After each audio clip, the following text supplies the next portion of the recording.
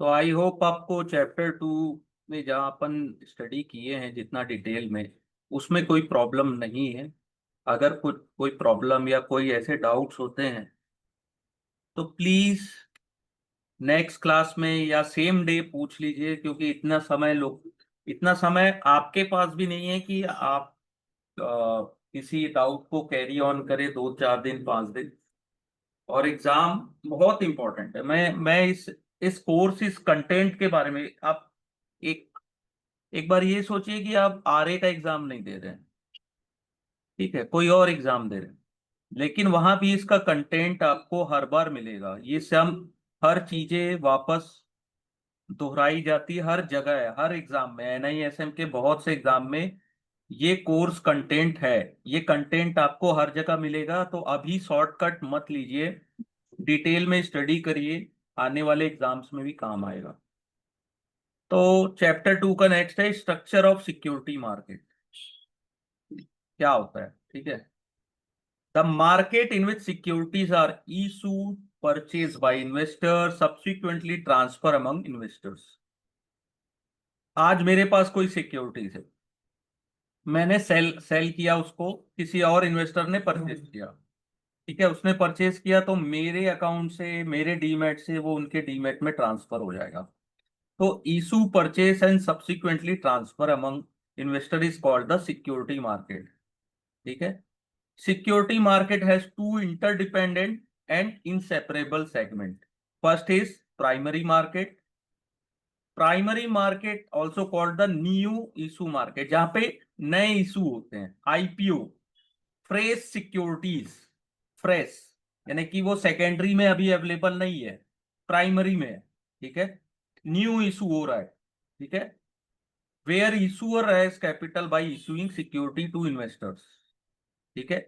Fresh securities are issued in the market, जैसे IPO में होता है, दैट्स कॉल्ड प्राइमरी मार्केट। फिर सेकेंडरी मार्केट में क्या होता है, वो आईपीओ लिस्ट होता है ऑलरेडी इशूड सिक्योरिटीज, यानी ऑलरेडी लिस्टेड है। Yes, any question? Okay, no question. Please mute कर लीजिए खुद को।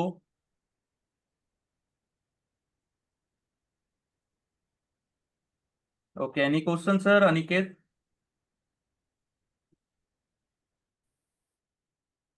ओके, ठीक है। तो primary market facilitated creation of financial assets and secondary market facilitate their marketability tradability, which make these two segment of financial market interdependent, ठीक है। अब प्राइमरी मार्केट आप सभी को पता है, प्रेस कैपिटल इशूड होता है, ठीक है। Primary market is used by company issuer for rising press capital from the investors, ठीक है। प्राइमरी ऑफर मार्केट ऑफरिंग में भी पब्लिक, ठीक है, पब्लिक ऑफरिंग होती है ना आईपीओ की, और may be selected group of investor, जरूरी नहीं है कि पब्लिक हो, सेलेक्टेड ग्रुप ऑफ इन्वेस्टर्स को दे दिया गया इन प्राइवेट प्लेसमेंट प्रोग्राम, ठीक है। The share offer may be new share issued by company और may be offer for sale, ठीक है, where existing in large investors in और promoter offer a portion of their holding to the public. Offer for sale में क्या होता है कि आप किसी बड़े प्रमोटर्स इन्वेस्टर्स के पास बहुत बड़ा वो शेयर होल्डर है, तो वो सेल करते हैं, तो ऑफर फॉर सेल होता है, ठीक है। पब्लिक इशू में क्या होता है, securities are issue to the member of public, यानी कि नॉर्मल कोई भी खरीद सकता है। Any one eligible to invest can participate in the issue, ठीक है। दिस इज द प्राइमरी या retail issue of securities. Primary retail होता है, पब्लिक इशू। आईपीओ आता है, इनिशियल ऑफर ऑफ शेयर, क्या बोलते हैं आईपीओ को, initial public offer of share is the first sale of corporate common share to the investor at large, ठीक है।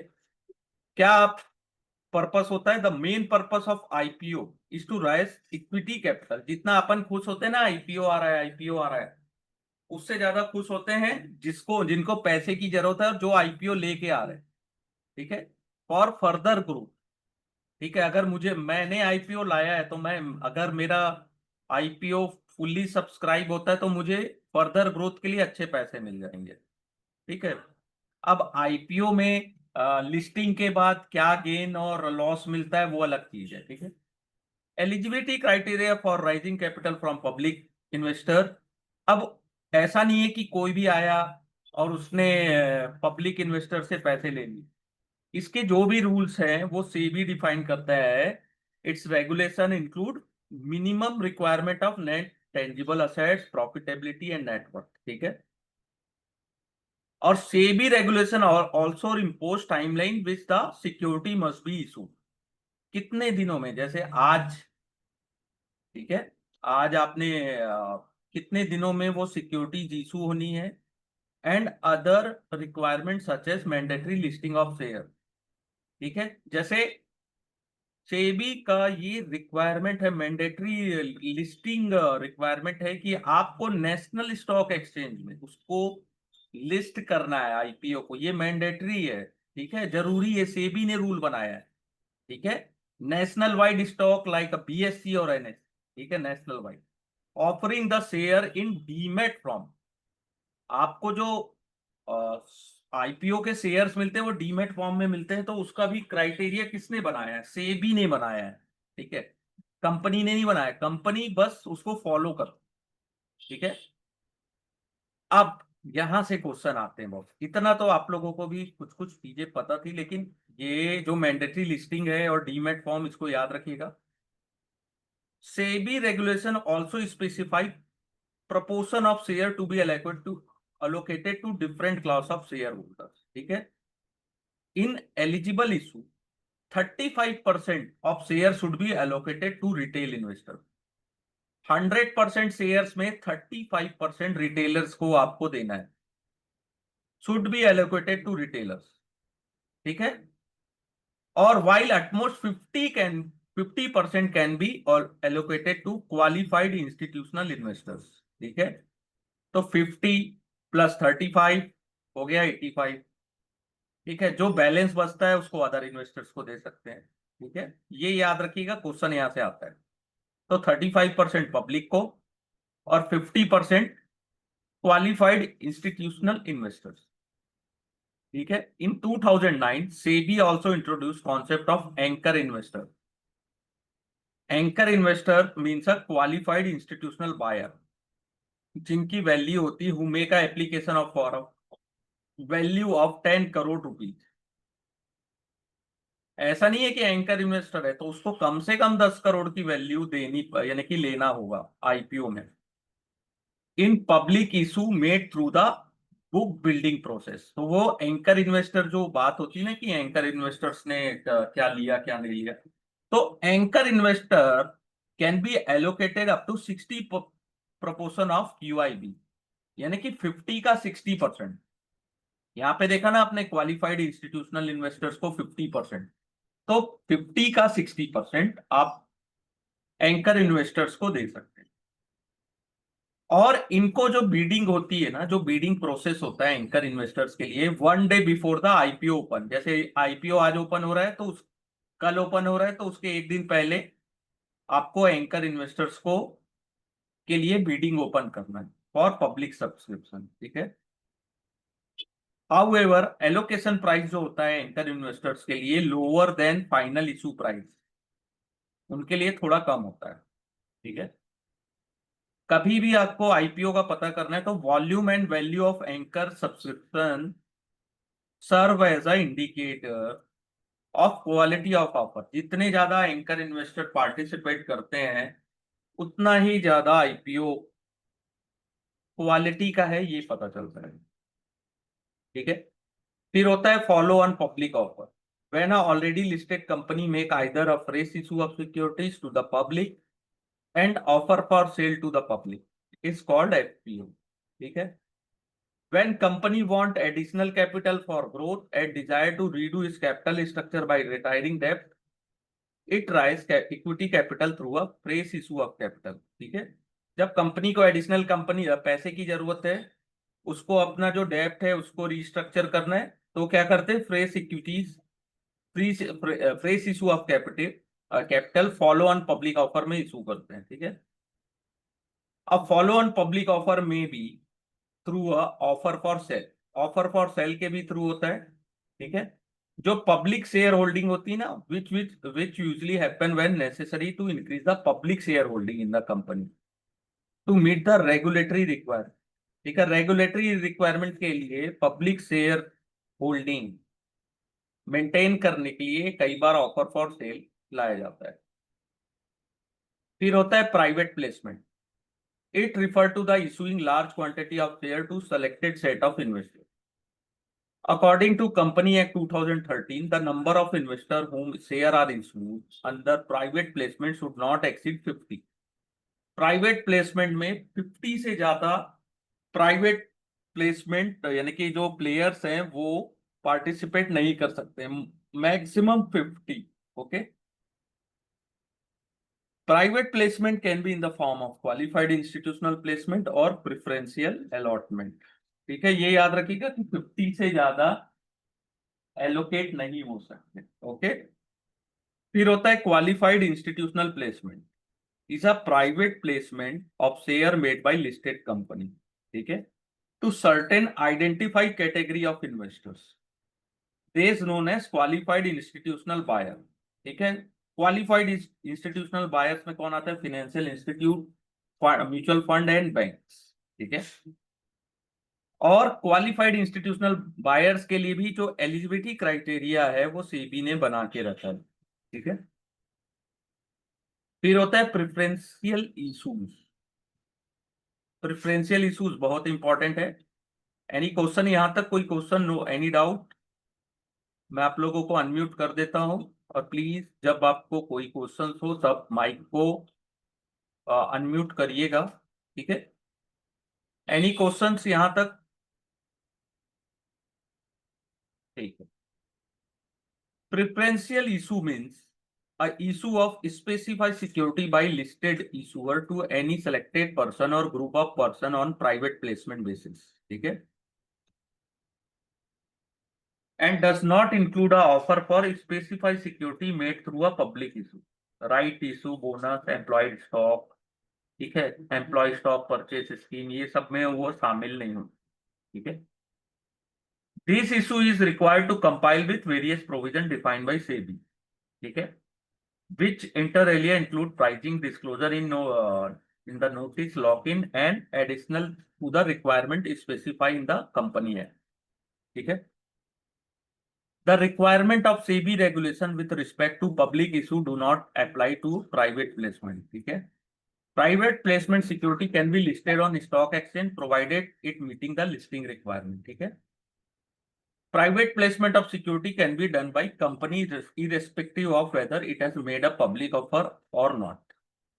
Any questions? Preferential shares issues तक? No questions? Okay. Right and bonus issue. Securities are issued to existing shareholder of company as a specified cut off date।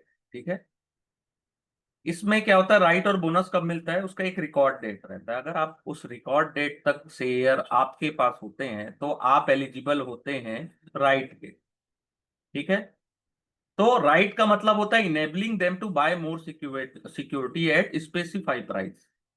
ठीक है, आपको ability मिलेगी कि आप कम price में, शुरू में स्पेसिफिक प्राइस में ज्यादा से ज्यादा सिक्योरिटीज बाय कर सकते हैं। और बोनस क्या होता है? विदाउट आपके कंसिडरेशन आपको दिया जा सकता है। ठीक है, बोथ राइट और bonus share can offer in a particular ratio. ठीक है, to number of security held by the investor as on record date. ठीक है, जिस इन्वेस्टर्स को राइट इस शेयर्स मिलते हैं उनके पास थ्री ऑप्शंस होते हैं। फर्स्ट होता है exercise the right, transfer the right to another investors. ठीक है, एक्सरसाइज द राइट यानी कि आप उस राइट को एक्सरसाइज करो और आप शेयर ले लो। ट्रांसफर यानी आप उसको सेल कर सकते हो दूसरे इन्वेस्टर्स को, या let the right lapse, lapse होने दो, उससे कुछ कोई फर्क नहीं पड़ता। और बोनस में क्या होता है? Additional share are conferred on to the existing share holders. ठीक है, company can issue bonus share कब इशू कर सकती है? If they have sufficient amount of retain earning. When a bonus issue is made a amount equivalent to the value of share, issue should be transferred from retained earning to share capital। तो जब भी bonus share issue होता है तो जो balance sheet होता है ना, उसमें क्या होता है, रिटेन अर्निंग से वो अमाउंट ट्रांसफर हो जाता है शेयर कैपिटल। ठीक है। ऑनशोर एंड ऑफशोर ऑफरिंग बहुत इजी है। जब अपन पैसे उठाते हैं, rising capital, issuer can either issue the security in the domestic market और राइज कैपिटल और approach investor outside the country. अगर if capital is raise from the domestic market तो वो उसको कहते हैं ऑनशोर। और if investor raise money from outside market, outside the country, it is term as offshore offering. Okay. फिर होता है ऑफर फॉर सेल। ठीक है। ऑफर फॉर सेल क्या होता है? Is a form of share sales where the share offer in IPO और FPO, ठीक है, are not fresh shares, fresh shares नहीं होते हैं, but offer by existing share holders. Existing जो शेयर होल्डर्स हैं वो आपको शेयर सेल करते हैं। ठीक है। Offer for sale does not result in increase in share capital. Offer for sale से शेयर कैपिटल इंक्रीज नहीं होते क्योंकि फ्रेश कैपिटल आप फ्रेश इशूएंस इशू नहीं कर रहे। ठीक है। ऑफर फॉर सेल किसके लिए होता है? प्रमोटर्स या लार्ज इन्वेस्टर्स। ठीक है। और जो डिसइन्वेस्टमेंट प्रोग्राम, आपने अगर वर्ड सुना होगा, disinvestment program of government of India, where the government offer share held by the public share holding, जो पीएसयू सेक्टर्स के शेयर होते हैं उनको सेल किया जाता है ऑफर फॉर सेल की तरह। ठीक है। और ये जो ट्रांजेक्शन होता है, the OFS is secondary market transaction but done through the primary market route. Okay. यहां तक कोई questions? Any questions? No doubt. Okay. फिर होता है sweat equity. Under section 54 of company act, a company में issue share to its employ, promoters, technocrat और other. अपने employees, promoter, टेक्नोकार्ड्स या किसी को भी वो उनके रिवॉर्ड यानी कि उनके कंट्रीब्यूशन टू द कंपनी, तो एज अ रिवॉर्ड वो आपको दे सकते हैं। तो they share are refer as sweat equity. The purpose of issuing the share is to motivate employ. ठीक है। इसका पर्पस क्या होता है? कि मोटिवेट करना एम्प्लॉयज को और टॉप मैनेजमेंट को। अगर शेयर्स मिलते हैं तो क्या होता है? एम्प्लॉयज और मैनेजमेंट और ज्यादा इंटरेस्ट से कंपनी के लिए काम करते हैं। ठीक है। The main purpose of sweat equity is not to raise capital, the transaction does involve issuing new shares. Okay. और फिर होता है stock, employ stock option scheme, ESOPs. ESOPs are instrument given by company to its employ. Employ stock option scheme, इसका full form याद रखिएगा। ये company के employees को मिलती है। ठीक है। उनके पास ऑप्शन होता है, अगर आपको खरीदना है तो खरीद लो, नहीं करना है मत खरीद। उनको थोड़ा प्री डिटरमाइंड प्राइस में मिलता है। ठीक है। After a period of time, कई बार आपने आईपीओ में भी देखा होगा स्टाफ्स को, जो स्टाफ एम्प्लॉयज होते हैं उनको सस्ते रेट में भी शेयर इशू किए जाते हैं। Typically the vesting period is more than 1 period. इनका टाइम होता है 1 पीरियड, 1 ईयर का। ठीक है। Like sweat equity, the objective of issuing shop to motivate employ. इसमें भी सेम इंटरेस्ट रहता है कि अपने एम्प्लॉयज को मोटिवेट करना कि वो कंपनी के इंटरेस्ट में काम करें। ठीक है। अब एम्प्लॉय भी यही सोचते हैं ना कि कंपनी अगर अच्छा, हमारी कंपनी अच्छा करेगी तो शेयर के प्राइस ऑटोमेटिक गेन होंगे। ठीक है।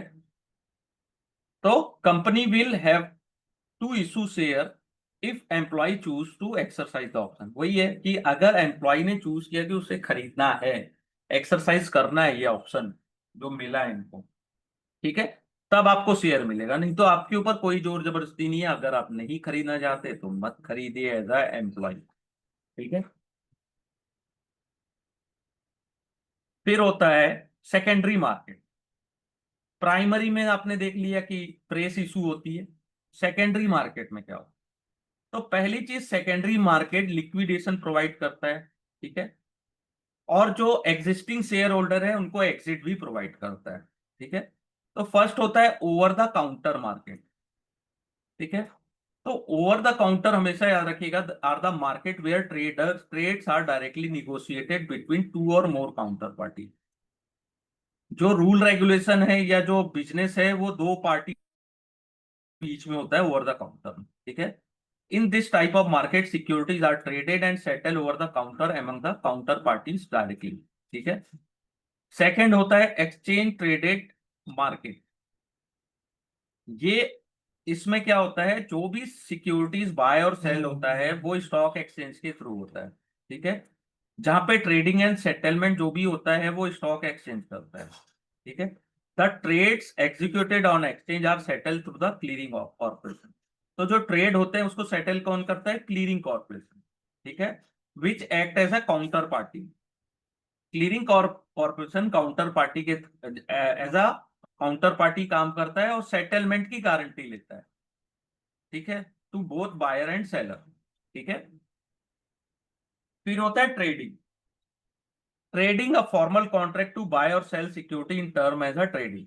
Trading can be done either in the over the counter और एक्सचेंज ट्रेडिंग। आप दोनों जगह ट्रेडिंग कर सकते हैं, ठीक है। Stock exchange in India feature electronic order matching system. इसका फुल फॉर्म याद रखिएगा, electronic order matching system that facilitate efficient and speedy execution of trade, ठीक है।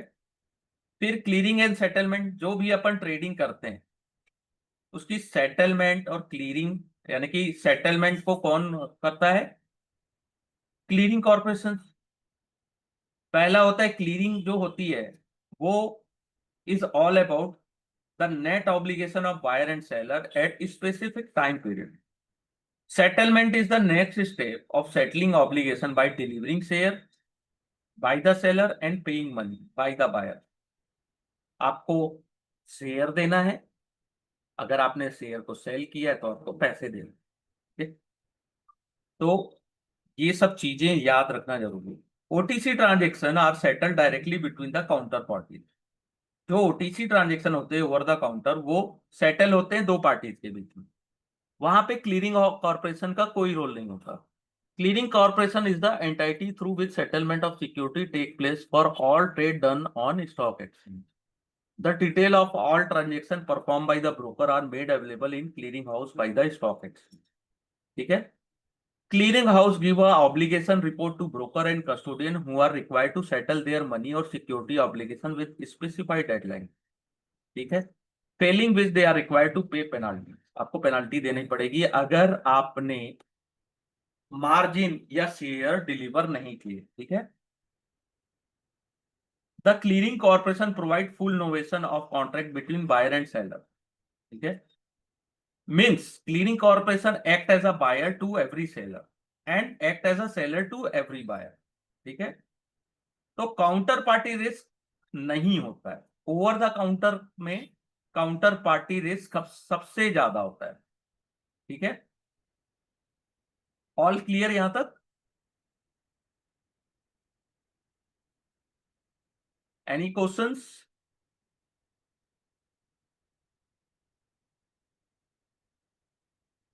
Okay, no questions. फिर होता है रिस्क मैनेजमेंट। रिस्क मैनेजमेंट क्या होता है, ओटीसी ट्रांजेक्शन में counter party are expected to take care of credit risk, ठीक है। अपना रिस्क है काउंटर पार्टी का, वो क्रेडिट रिस्क वहां पे होता है, लेकिन जो पार्टीज हैं वो अपना टेक केयर करती है। लेकिन एक्सचेंज ट्रेडेड वर्ल्ड, जहां पे स्टॉक एक्सचेंज में आप ट्रेड कर रहे हो, वहां क्लीयरिंग कॉर्पोरेशन रिस्क मैनेजमेंट देखती है कि आपको कोई काउंटर पार्टी या क्रेडिट रिस्क ना उठाना पड़े, ठीक है।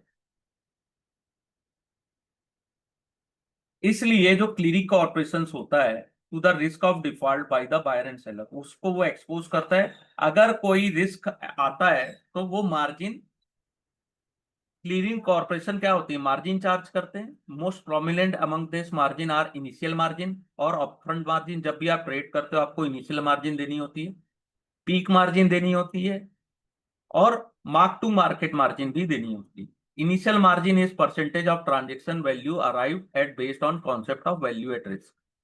तो इनिशियल मार्जिन किस बेस पे लगती है, वैल्यू एट रिस्क, VAR, ठीक है। और MTM margin is the notional loss which outstanding trade has suffer during a specified time. तो एमटीएम हमेशा फ्यूचर में यूज होता है। आपको मार्केट जब क्लोज होता है उसके बाद जो भी आपका प्रॉफिट एंड लॉस है वो सेटल कर दिया जाता है सेम डे। तो वेरियस मार्केट पार्टिसिपेंट, तो पहला होता है स्टॉक एक्सचेंज। ठीक है। स्टॉक एक्सचेंज का क्या काम है?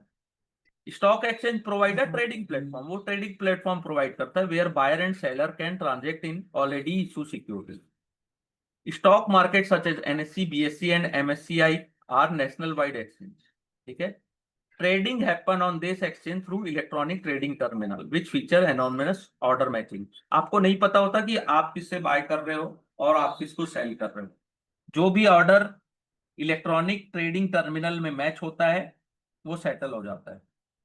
Stock exchange also provide appoint clearing and settlement agency and clearing bank. ठीक है। जो मैनेज करते हैं फंड को और सिक्योरिटीज को। ठीक है। फिर होता है डिपॉजिटरीज। ठीक है। दो डिपॉजिटरी याद रखिएगा, सीडीएसएल और एनएसडीएल, इसके अलावा कोई डिपॉजिटरी इंडिया में नहीं है।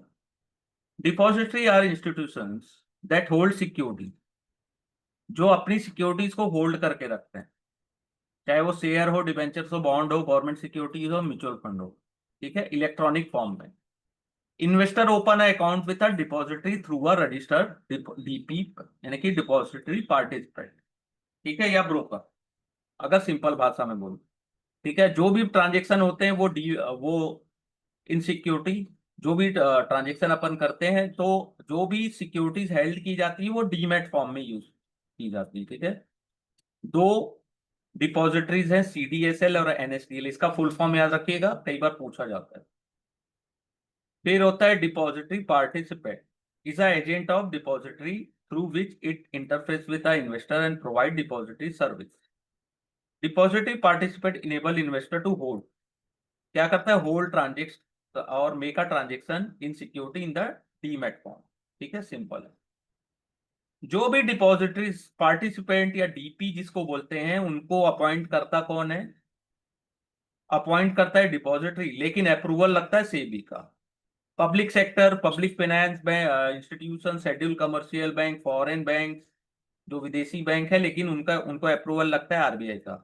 State financial, NBFC, custodian, stock broker, कोई भी डीपी बन सकता है, लेकिन उनको कंपाइल करना होगा सेबी के रिक्वायरमेंट के अनुसार। ठीक है। प्रिस्क्राइब फॉर्मेट के अकॉर्डिंग उनको कंपाइल करना होता है। ठीक है। तब उनको DP, as a DP registered होते हैं। ठीक है। फिर next one is trading members. Trading members और stock broker are registered member of stock exchange. ये कौन होते हैं?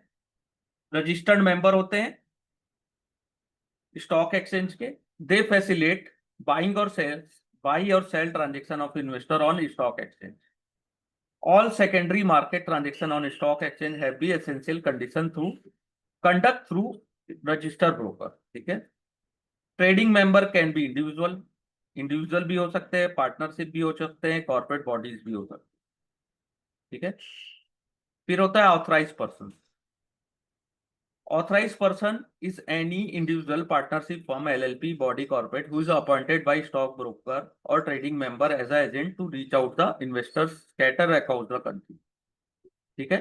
Stock broker may appoint one और more AP after obtaining specified prior approval from stock exchange. ठीक है। SEBI had earlier allow spread of sub broker as well as AP.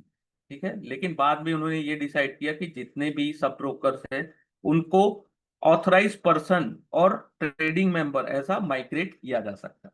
ठीक है। फिर होते हैं कस्टोडियंस। कस्टोडियन का क्या रिस्पॉन्सिबिलिटी होता है? होल्डिंग अ फंड और security of its large clients. Okay. Typically such as bank, insurance company और फॉरेन पोर्टफोलियो, ये लार्ज क्लाइंट होते हैं। उनकी सिक्योरिटीज की सेफगार्डिंग करना और उनके ट्रांजेक्शन को सेटल करना और उनके रिकॉर्ड को मेंटेन करना। ठीक है। कॉर्पोरेट एक्शंस को ट्रैक करना और एक्शन लेना on behalf of its clients, ये कस्टोडियन का काम होता है। तो कस्टोडियन का काम क्या होता है? सिक्योरिटीज एंड फंड अकाउंट को मेंटेन करना, collecting the benefit or right accruing to the client in respect of securities, keeping the client informed of the action taken or to be taken on their portfolio। ठीक है। फिर clearing corporation. Clearing corporation play a important role in safeguarding the interest of investor in the securities market. तो clearing corporation का क्या काम होता है? Safe guard करना। अभी अपन ने लास्ट में ही पढ़ा था, जो भी डिलीवरी करना है फंड की, सिक्योरिटी की, उसकी ऑब्लिगेशन वो उनके ऊपर रहती है। लीगल काउंटर एज अ, और ये agency as a legal counter parties या गारंटी सेटलमेंट गारंटी भी लेती है। ठीक है। फिर होता है क्लीयरिंग बैंक। क्लीयरिंग बैंक क्या होता है? It's a intermediary between clearing member and clearing corporation. Every clearing member need a maintain account with clearing bank. जो जितने भी क्लीयरिंग मेंबर होते हैं उनको क्लीयरिंग बैंक के साथ अपना अकाउंट खोलना होता है। तो जब भी अगर कोई सेटलमेंट होता है, क्लीयरिंग क्लीयरिंग सेटलमेंट, तो या तो आपको पे इन मिलेगा या पे आउट मिलेगा, लेकिन आपको फंड उसमें अवेलेबल रखना है कि आप डिफॉल्ट ना हो। ठीक है। जो भी आपके बिहाफ में ट्रेड एग्जीक्यूट हुए हैं या आपको जो भी पेमेंट देनी है, पे इन पे आउट, उसके लिए आपको प्रॉपर अकाउंट में बैलेंस मेंटेन करना है। ठीक है। फिर होता है merchant bankers. Merchant bankers are entities registered with SEBI और act as a issue manager. ठीक है। इन्वेस्टमेंट बैंकर और lead manager, they help a issuer access the security market with issuance of securities। ठीक है। They are single point contract for issuer during a new issue of security। They evaluate the capital need of issuers। ठीक है। Structure और appropriate instrument. तो merchant banker का सबसे important काम क्या है? जो भी इनिशियल प्रोसेस होता है आईपीओ का, उस जब तक वो इशू नहीं हो जाता, पूरे प्रोसेस मर्चेंट बैंकर ही देखते हैं। They engage and coordinate with the intermediates like registrar, broker, banker, underwriter, credit rating agency in managing the issuing process. As simple as IPO को मैनेज मर्चेंट बैंकर ही करते हैं। ठीक है। फिर होते हैं अंडरराइटर्स। अंडरराइटर्स का क्या काम है पता है? जब आईपीओ ना फुल्ली सब्सक्राइब नहीं होता है, आईपीओ आपने लिया, सब्सक्राइब नहीं हुआ, तो अंडरराइटर्स आते हैं, वो उसको खरीद लेते हैं। सिंपल एक लाइन में। लेकिन इसका थ्योरेटिकल क्या बोलते हैं देखते हैं। Underwriters are intermediate in primary market who undertake to subscribe any portion of public offer of securities which may not be bought by the investor. जिसको इन्वेस्टर ने बाय नहीं किया। ठीक है। ये बहुत इंपॉर्टेंट फंक्शन रोल अदा करते हैं। ठीक है। providing the issue the comfort that if security being offered to public do not elicit the desired demand from investors। ठीक है। तो अंडर राइटर्स स्टेप लेते हैं और बाय कर लेते हैं सिक्योरिटीज को। ठीक है। At initial stage. जब अंडर राइटर इनिशियल स्टेज में आते हैं आईपीओ के, तो उनको बोलते हैं हार्ड अंडर राइटर, ये याद रखिएगा। और सॉफ्ट अंडर राइटर क्या होता है? जब उसका प्राइस डिटरमाइंड हो जाता है उसके बाद आते हैं। ठीक है। तो the share devolve are usually place with other financial institution. लेकिन ऐसा सॉफ्ट अंडर राइटर, वो एज अ क्लॉज आते हैं कि हमको एग्जिट का भी ऑप्शन आप प्रोवाइड करेंगे, तब सॉफ्ट अंडर राइटर्स आते हैं। ठीक है। ये बहुत इंपॉर्टेंट है अंडर राइटर। समझ में आया तो बता दीजिए, नहीं आया तो मैं फिर से समझा दूंगा, क्योंकि यहाँ से कुछ ना कुछ थोड़े बहुत क्वेश्चन आ जाते हैं। Any questions? No question. Very good. फिर इंस्टीट्यूशनल पार्टिसिपेंट। तो पहले होते हैं फॉरेन पोर्टफोलियो इन्वेस्टर्स। अब ये याद रखिएगा ना, foreign portfolio investor is a entity stabilised and incorporated outside India. ठीक है। That propose to make investment in India, यानी कि विदेशी जो है, फॉरेनर्स है, वो इंडिया में इन्वेस्टमेंट करना चाहते हैं, लेकिन उनको रजिस्टर्ड होना पड़ता है एज अ इंटरनेशनल इन्वेस्टर्स। ठीक है। और सेबी के साथ उनको रजिस्ट्रेशन करना पड़ता है to participate in Indian securities market. अब ये हो गया एफपीआई। लेकिन जो सेबी के साथ, ठीक है, participate notes are instrument issued by SEBI, ठीक है, टू फॉरेन पोर्टफोलियो इन्वेस्टर। लेकिन इसको इशूड की जाती है who wish to invest in Indian stock market, लेकिन अपने आप को वो रजिस्टर्ड नहीं करना चाहते मार्केट रेगुलेटर्स के साथ, तो उनको पी नोट्स की तहत पी नोट्स प्रोवाइड किया जाता है, इंस्ट्रूमेंट, जिससे वो इन्वेस्टमेंट कर सकते हैं, ठीक है। फिर होता है mutual funds. Mutual fund is professionally manage collective investment scheme that pool money from many investor to purchase So security P on note their once behalf. again, please. P notes means कि आपको India में investment करना है, Hmm. लेकिन आपको ये instrument SEBI ही provide करेगा, ठीक है। P notes are instrument issued by SEBI registered FPI, यानी कि फॉरेन एफपीआई जो है आपको पी नोट्स प्रोवाइड करेंगे, ठीक है। पी नोट्स किसको प्रोवाइड किया जाता है? जो इन्वेस्ट इंडियन स्टॉक मार्केट में करना चाहते हैं लेकिन वो सेबी के साथ रजिस्टर नहीं करना चाहते, तो उनको पी नोट्स प्रोवाइड किया जाता है, या पी नोट पार्टिसिपेंट भी बोला जाता है। Okay, so basically they are not registered with Indian market, so this is a नहीं, free दे note. They don't want to registered with SEBI, they want to invest in Indian market, but they don't want to register with market regulator SEBI. They want to invest in Indian market, but they don't want to register with Indian regulator SEBI, Indian market regulator SEBI. Clear? Hello. Yes, sir. Yes, sir. Okay. Mutual fund is very easy. Mutual fund is a professionally managed collective investment scheme that pool money from many investors. आप बहुत सारे investor से पैसे collect करते हैं और purchase करते हैं सिक्योरिटी उनके बिहाफ में। Mutual fund company invest in a pool money in stock, bond and other securities depending upon the investment objective of scheme which is stated upfront, ठीक है। अब फंड मैनेजर की हेल्प ली जाती है, ठीक है, with the help of research team. उनकी एक रिसर्च टीम भी होती है जो मेजर डिसीजन लेते हैं इन टर्म ऑफ कौन सी कंपनी में आपको इन्वेस्टमेंट करना है, कितने परसेंट स्टॉक खरीदने हैं, कब एग्जिट होना है, कब नहीं होना है, ठीक है। तो ये पूल मनी के, तो आपने स्कीम अपन ने इन्वेस्टमेंट किया, लेकिन हमको क्या मिलता है? यूनिट, ठीक है। यूनिट से क्या रहता है? Represent a proportion of holding of the fund, ठीक है। जब कोई भी अगर म्यूचुअल फंड में इन्वेस्ट करता है तो उसमें बहुत सारे स्टॉक्स होते हैं, तो diversification of investment is important. उससे क्या होता है? रिस्क रिड्यूस होता है, ठीक है। तो एज अ रिजल्ट इन्वेस्टर ज्यादा पैसे लॉस नहीं करते हैं, ठीक है। फिर होता है इंश्योरेंस कंपनी। इंश्योरेंस कंपनी बहुत बड़ा इंस्टीट्यूशन प्लेयर होते हैं। इनका कोर बिजनेस होता है to insure assets depending on the type of asset that are insured, that, ठीक है। इंश्योरेंस कंपनी का क्या रोल होता है कि वो इंश्योर करते हैं असेट्स को, चाहे वो हेल्थ हो, जनरल इंश्योरेंस हो। तो दो टाइप की कंपनीज होती है, लाइफ एंड जनरल, ठीक है। इनके पास ह्यूज कॉर्पस, बहुत पैसे होते हैं, और they are one of the most important investors in Indian economy. ये सबसे बड़े इन्वेस्टर्स होते हैं इंडियन इकोनॉमी में।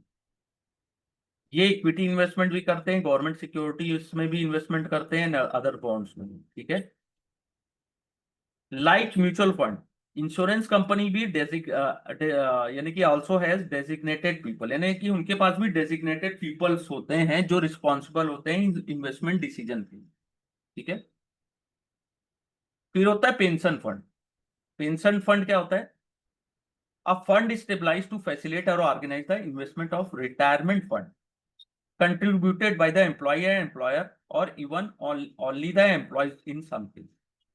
जो रिटायरमेंट फंड है वो एम्प्लॉयज है एम्प्लॉयर दोनों के द्वारा कंट्रीब्यूट किया जाता है, बट समटाइम एम्प्लॉयज के द्वारा भी कंट्रीब्यूट किया जाता है, ठीक है। The pension fund is common asset pool mean to generate stable growth over the long term. इनका कॉमन गोल होता है कि हमको स्टेबल ग्रोथ चाहिए, ऐसा ना हो पैसे डूब गए, अपन को रिटायरमेंट टाइम में कंपनीज को पैसे देने, ठीक है। Pension fund are commonly run by financial intermediate for the company, ठीक है। Pension fund control relative large amount of capital, are some of the largest institutional player, ये भी बहुत बड़े प्लेयर हो, ठीक है। इसको याद रखिएगा, क्वेश्चंस आते हैं कई बार यहाँ से।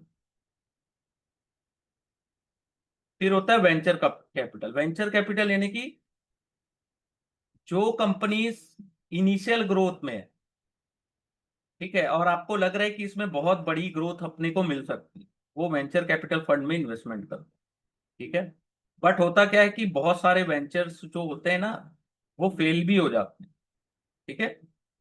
इससे क्वेश्चन आता है तो इसको एक बार देख लेते हैं डिटेल में। अब venture capital fund report to a pool investment vehicle like mutual fund with mandate of invest money in enterprises that are in early stage of development, तो अर्ली स्टेज है डेवलपमेंट का, उसमें इन्वेस्टमेंट होता है with the potential of long term growth, ठीक है। the longer gestation period higher risk of failure, ठीक है। तो आपको रिसर्च करना पड़ेगा कौन सी कंपनी है जो ग्रोथ दे सकती है, अर्ली स्टेज ऑफ डेवलपमेंट तो है, लेकिन आपको रिसर्च करना पड़ेगा, ठीक है। तो कई बार जो वेंचर कैपिटलिस्ट होते हैं ना, वो आपको मैनेजरियल और टेक्निकल एक्सपर्टाइज भी प्रोवाइड करते हैं एज वेल एज कैपिटल। आपको पैसे भी देंगे, मैनेजर एक्सपर्टाइज भी देंगे, टेक्निकल एक्सपर्टाइज भी देंगे, ठीक है, जिसमें उन्होंने इन्वेस्टमेंट करके रखा है। फिर होते हैं private equities firms. Private equities is the term use to define funding available to companies जो इन्वेस्टमेंट कर, ठीक है, प्राइवेटली हेल्ड और पब्लिक ट्रेडेड कंपनी, ठीक है। ये जब इन्वेस्टमेंट करती है वेंचर कैपिटल फर्म्स में, तो वो प्राइवेट इक्विटीज फर्म्स में आता है, ठीक है।